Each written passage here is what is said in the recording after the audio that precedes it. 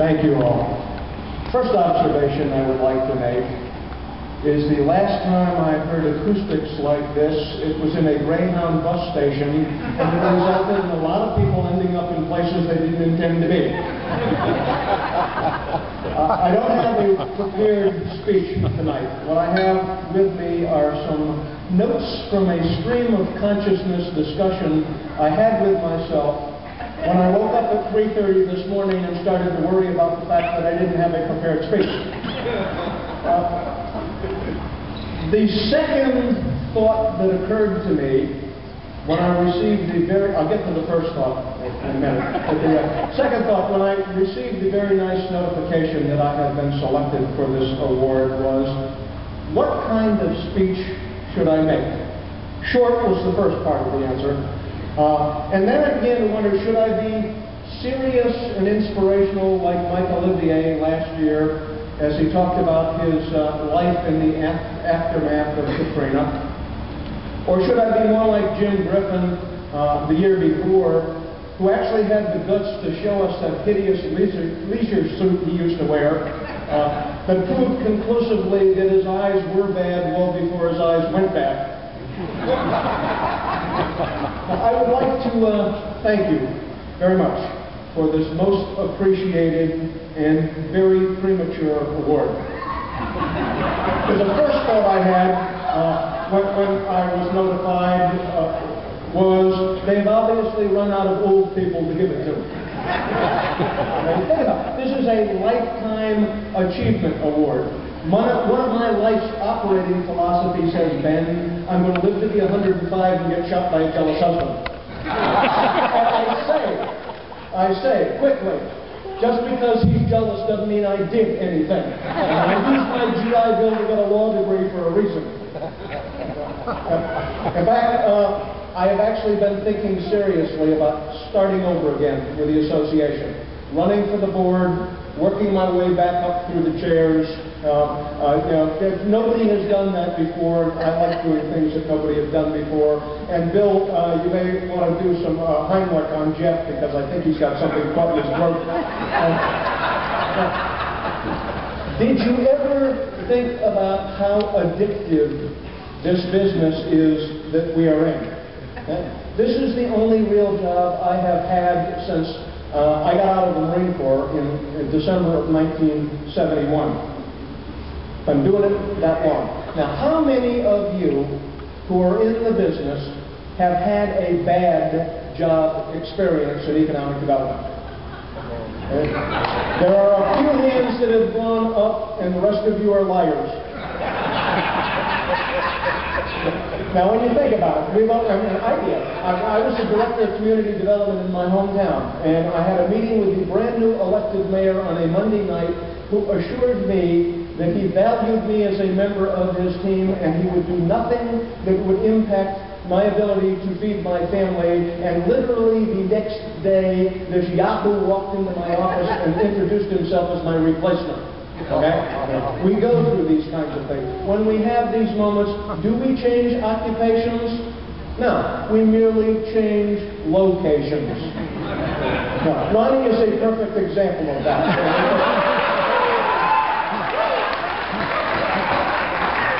For unexplained reasons, he has left Shreveport, St. Louis, Pittsburgh, and as a new fundraising approach, Jeff is now running a pool on exactly when Ronnie will leave Charlotte.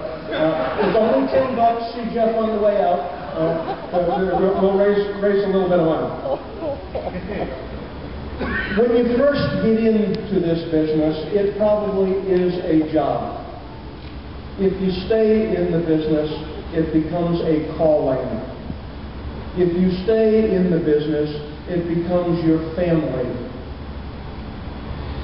Speaking of family, 2 of the 5 most important women in my life are here tonight. 40%, that's a lot better than I normally did with revenue.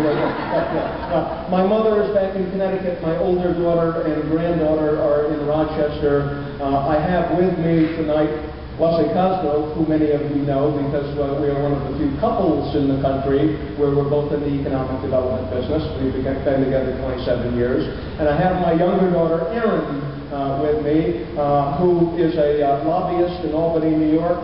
My son-in-law equivalent is the Director of Legislative Affairs for the Empire State Development Corporation. So not only do we have intra-family connections in economic development, we now have intergenerational connections in economic development, and that's important parts of being family. My two closest friends in the world are from the economic development business. One of them is actually here. He wasn't going to be here either, but his boss told him he had to come. But Pat McCorder and I and several other people, Steve Paquette, who received the HLM award tonight, we all met in 1975 going through the University of Oklahoma's Economic Development Program. And I have my Connecticut family that's here. And I have my NEDA family that's here. And I have my EDI family that is here. And I have my professional practice family, that's both other consultants and clients that are here. And I have my IEDC family that's here. And you are all so very important to me in my life. Let me do one next to the last thought, and then I'll wrap up. Let me ask, where are the members of the incoming board of directors and officers of IEDC? Right, just kind of weird. A lot of you are here. Let me give you something to think about. It's not a challenge, it's kind of a recommendation. It's not a new thing, it's something that we've wrestled with for a long time in this business. If you get involved with the board, and particularly if you aspire to get into one of the leadership positions, you recognize that there are some costs involved. There's a time cost involved, there's a budgetary cost involved. You got to spend some money to go to the meetings. That means that people with larger budgets tend to be able to get into the business, get into the leadership roles easier than smaller places. There's a whole slew of smaller places. I work with a lot of them. They're sensitive to the fact that IEDC pays attention to them and represents them just as well as the big places. And I think we do that well, but we constantly have to remind ourselves that not everybody's got a big budget. So this may sound counterintuitive, but what I'd ask you in the leadership roles to do is when you're discussing and debating the new directions to go, the new services to have, the new things that the organization are going to do, and the costs that come with them, don't immediately ask yourself the question, what's best for IEDC? Ask yourself the question, what's best for the profession? What's best for the people in the profession? Because if we take good care of those people, they will take care of the organization, and we will accomplish what it is that we want to accomplish for this organization that we all love and respect as much as we do.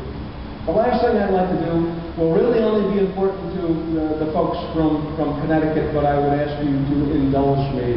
We found out this morning that one of our very close friends and professional colleagues, Jim Carpenter, had died last night after about a 6-year battle with a recurring brain tumor.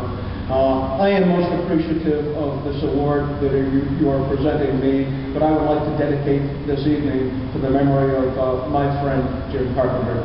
Thank you very much.